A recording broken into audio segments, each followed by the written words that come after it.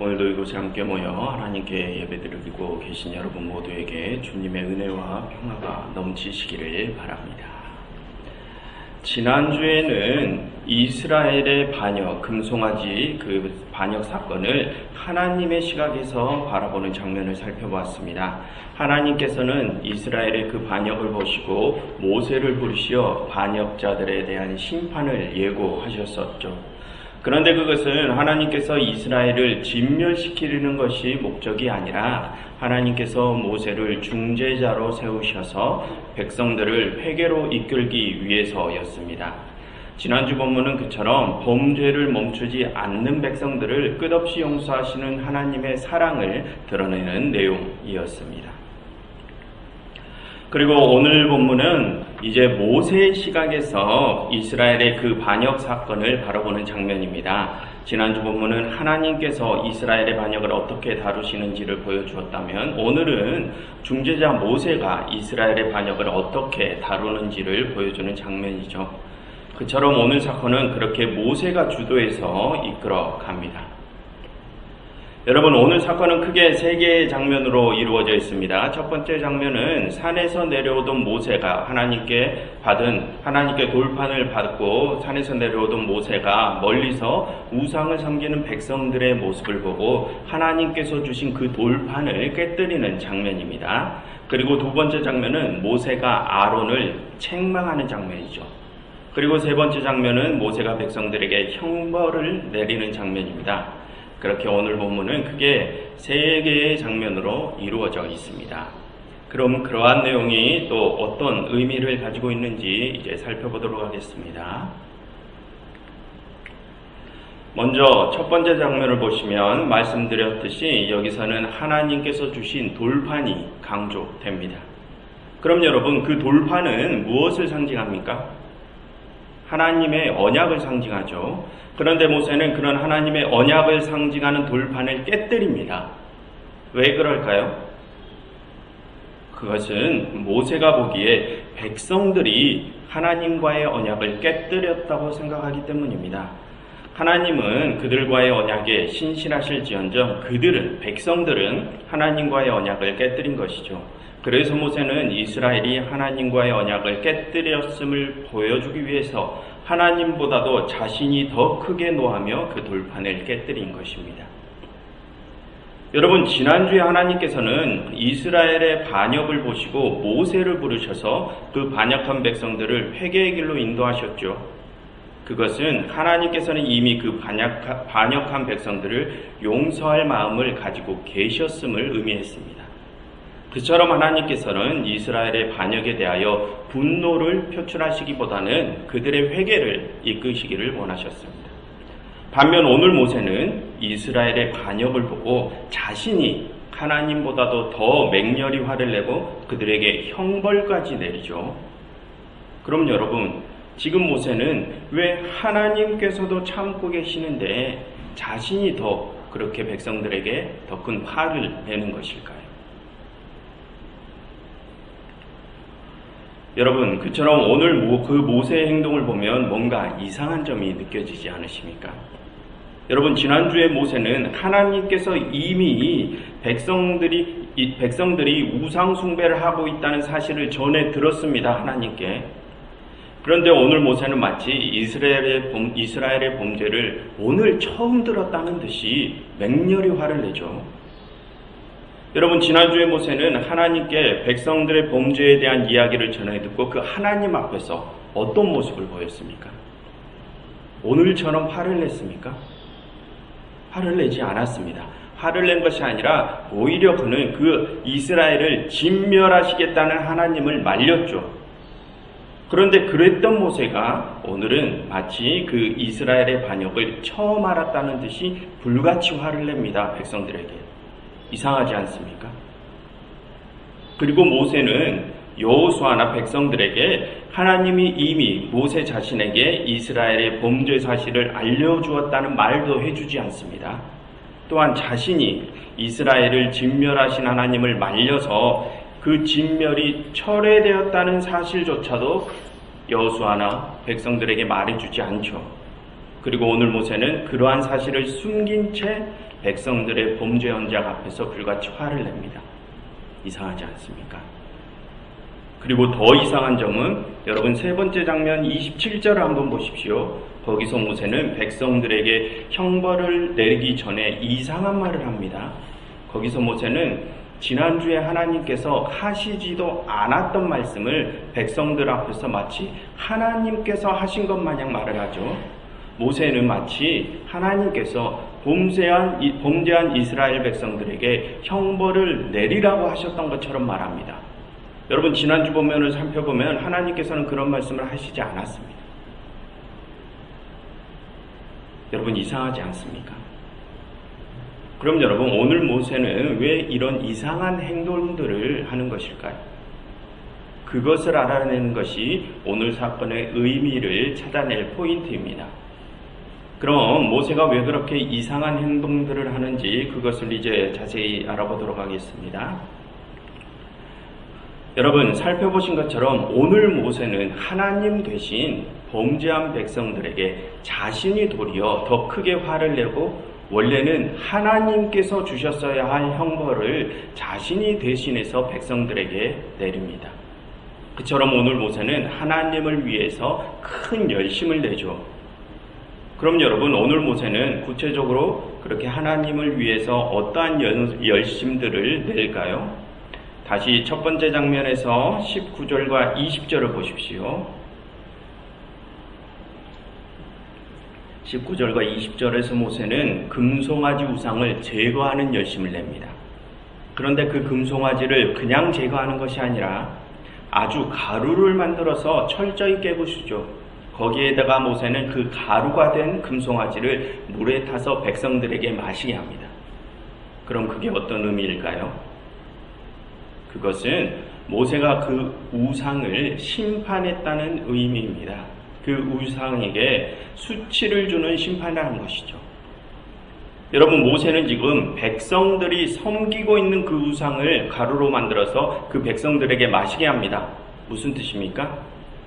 섬김을 받는 대상이 섬기는 자들에게 먹힘을 당했다는 것입니다. 즉 수치를 당했다는 것이죠.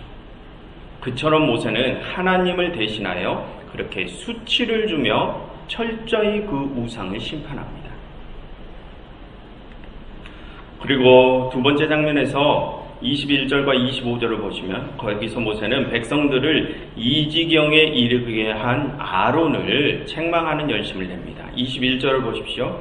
거기서 모세는 아론을 불러서 도대체 당신이 어떻게 했길래 백성들이 이 지경이냐고 하면서 지금 벌어진 이 상황에 대하여 해명을 요구하죠.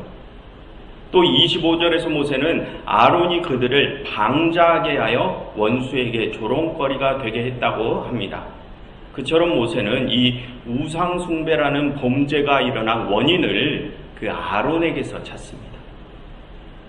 여러분 그러한 장면은 백성들을 이끄는 지도자의 역할이 아주 중요함을 보여주는 장면이죠.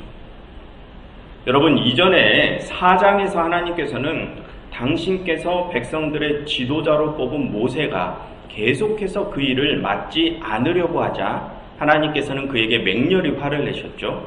그럼 여러분 왜 그때 하나님께서는 그렇게 지도자의 역할을 거부하는 모세에게 맹렬한 화를 내셨습니까? 왜 화를 내셨습니까? 그가 그 지도자의 역할을 잘 해내지 않으면 백성들 전체가 죽음의 길로 빠지기 때문이었습니다. 여러분 지금 모세가 아론에게 이 우상숭배 사건에 대한 책임을 묻는 것이 바로 그와 같은 맥락입니다.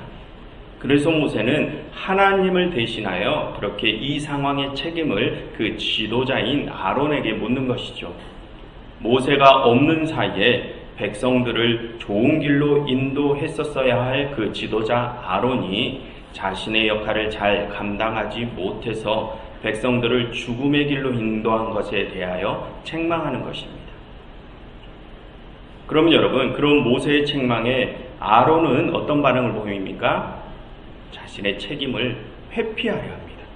22절을 보시면 아론은 모세가 자신을 책망하자 내 주여 노하지 마소서 이 백성의 악함을 당신이 아나이다 라고 말하죠. 자신은 마치 아닌 것처럼 말하고 백성들이 악하다는 것입니다.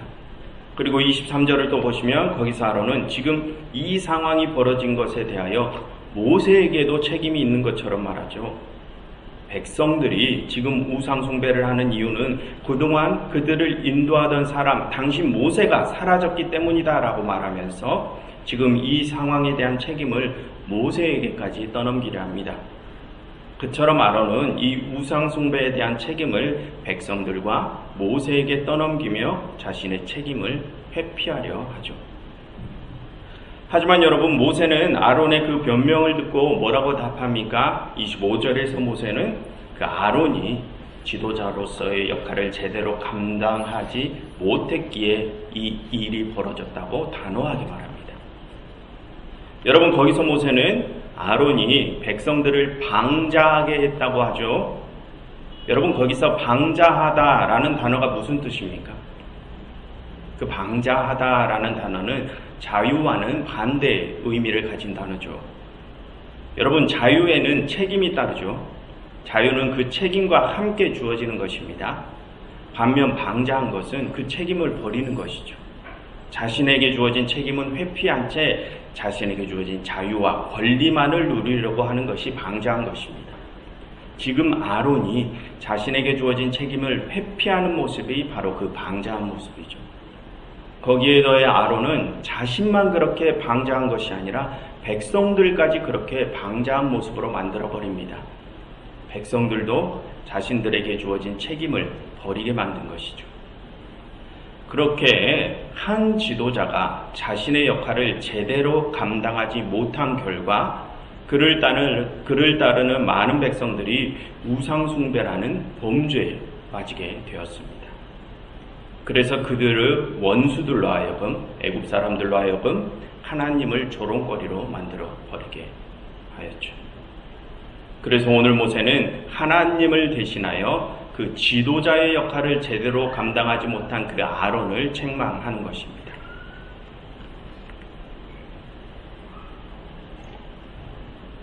그리고 또 세 번째 장면 26절부터 29절을 보시면 그 아론이 백성들을 잘 이끌지 못한 결과로 모세가 하나님을 대신하여 백성들에 대한 형벌을 집행하게 됩니다.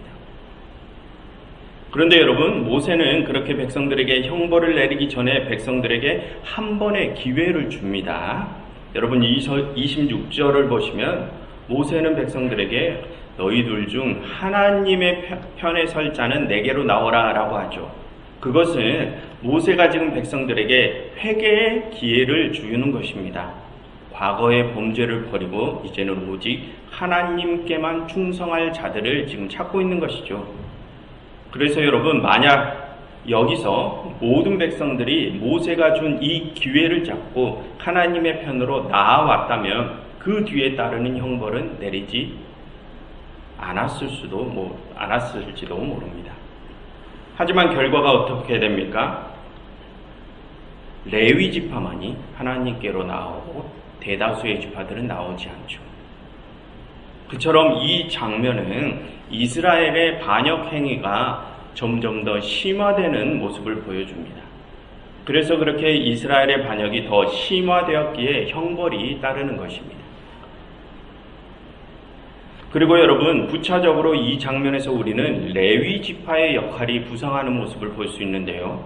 여러분, 방금 이스라엘의 대다수의 지파들은 회개의 길로 나오지 않았습니다. 그러나 레위 지파만은 회개의 길로 나왔죠. 그러니 그 레위 지파에게 어떤 역할이 주어지게 됩니까? 이스라엘에게 형벌을 내리는 형벌 집행자의 역할이 주어지죠.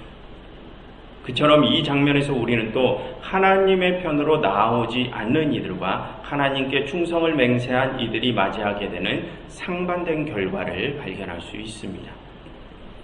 아무튼 그렇게 이 세 번째 장면에서 모세는 여전히 범죄의 길을 택한 백성들에게 레위 지파를 통하여 형벌을 집행하게 됩니다. 그처럼 오늘 모세는 하나님을 위해서 우상을 심판하고 잘못한 지도자를 책망하며 범죄한 백성들에게 형벌을 내리는 그러한 열심들을 냅니다. 그럼 여러분, 오늘 모세는 왜 하나님을 위한 그런 열심을 내는 것일까요? 지난주 하나님 앞에서는 화도 내지 않았고 도리어 하나님을 말리기까지 했으면서 오늘은 왜 자신이 나서서 그렇게 우상과 백성들을 심판하고 잘못한 지도자를 책망하는 그런 열심을 모세는 내는 것일까요?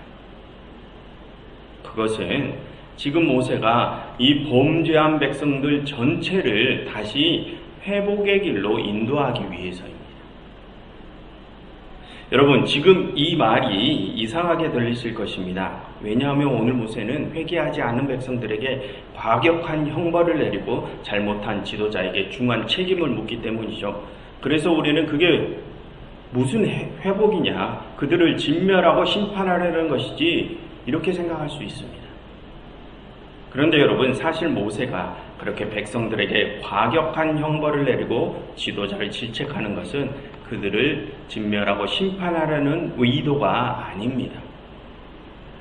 여러분, 마지막 28절과 29절을 보십시오. 28절, 29절. 모세는 이 날에 백성 중에 3,000명이 죽임을 당했는데 그것은 여호와께 헌신된 것이라고 말하죠. 그리고 그 헌신으로 인하여 하나님이 오늘 너희에게 복을 내리시리라 라고 합니다. 무슨 뜻일까요? 오늘 모세가 이렇게 백성들에게 과격한 형벌을 내리고 지도자를 질책한 일은 그들을 진멸하려는 것이 목적이 아니라 그들에게 복을 주기 위함이 목적이라는 것입니다. 그럼 여러분, 무엇이 그들에게 주어지는 복이라는 것입니까? 백성들은 살육을 당했는데 도대체 무엇이 복이라는 것입니까? 여러분, 28절과 29절을 다시 보시면 오늘 형벌을 받아 죽은 사람의 숫자가 몇 명입니까? 3,000이죠. 이스라엘 백성들 전체가 죽임을 당한 것이 아니라 일부만이 죽임을 당했습니다.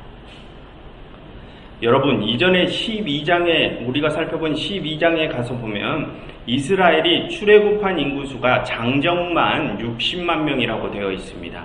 그래서 남녀노소를 다 합치면 대략 200만 명 가량을 출애굽한 전체 인구로 잡는 것이 일반적입니다.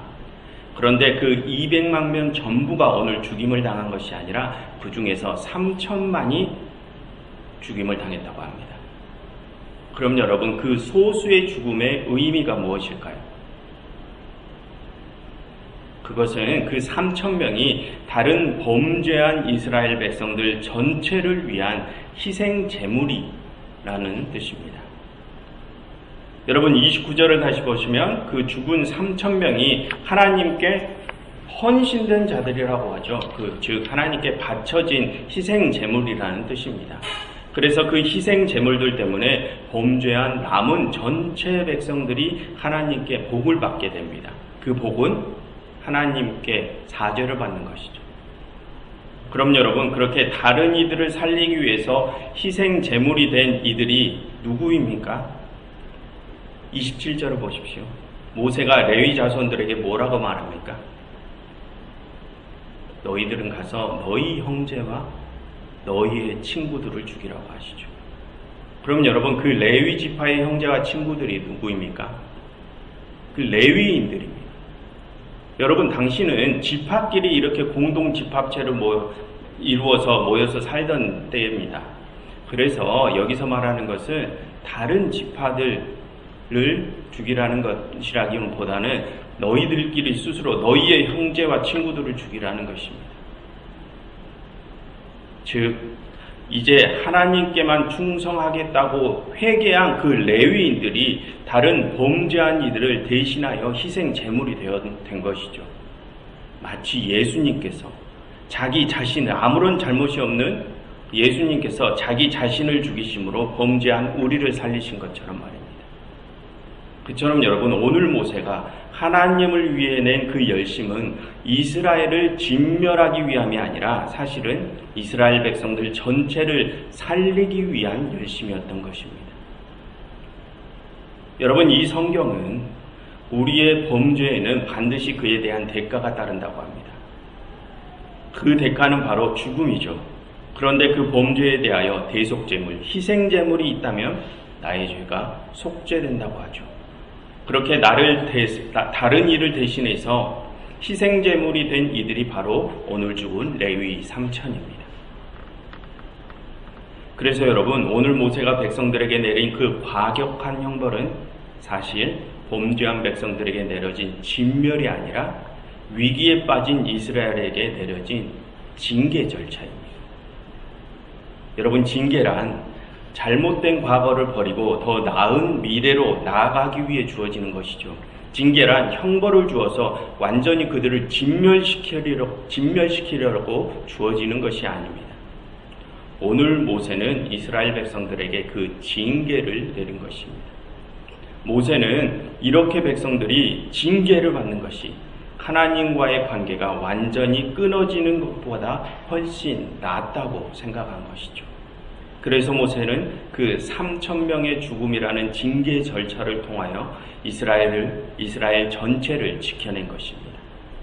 오늘 모세는 이스라엘 전체를 살리기 위해 그런 뼈아픈 희생을 감수한 것입니다. 여러분, 그것은 지난주에 하나님께서 그에게 시키신 중재자로서의 역할을 충실히 이행하는 모습이죠. 그런데 여러분, 오늘 본문에서는 그렇게 지도자의 역할을 충실히 이행한 모세와는 상반된 모습을 보이는 지도자가 있었죠. 그게 누구입니까? 아론이었습니다. 그는 자신에게 주어진 역할을 제대로 이행하지도 못했으면서 자신의 책임을 회피하려 하는 자였습니다. 그에 반해서 오늘 모세가 보여준 모습은 어떻습니까? 여러분, 오늘 모세가 백성들 앞에서 보여준 모습은 사실 다수의 백성들로 하여금 환영받지 못할 행동이었을 것입니다. 백성들은 사라졌던 모세가 갑자기 나타나더니 자신들을 책망하고 자신들을 죽이는 모습을 발견하게 되죠. 그럼 그런 모습을 보고 백성들은 어떤 마음을 가졌겠습니까? 모세를 더욱 원망했지 않겠습니까? 원망뿐만이 아니라 그를 욕하고 그에게 등을 돌리는 이들도 많았을 것입니다. 그럼에도 모세는 그렇게 자신이 백성들에게 욕을 먹고 버려질 위험을 감수하고서 그들 전체를 살리기 위해 이런 일을 한 것입니다. 지금으로 말하면 국회의원이 유권자들에게 표를 잃을 위험을 감수하고서 그들 전체를 살리기 위해 욕먹을 짓을 일부러 한 것입니다. 그럼 여러분, 모세는 왜 그런 위험까지 감수한 것입니까? 그것은 그 길만이 그들 전체를 살릴 수 있는 길이기 때문입니다. 그처럼 오늘 모세는 범죄한 백성 3천만을 죽인 것이 아니라 백성들의 마음에서 자기 자신도 죽인 것입니다.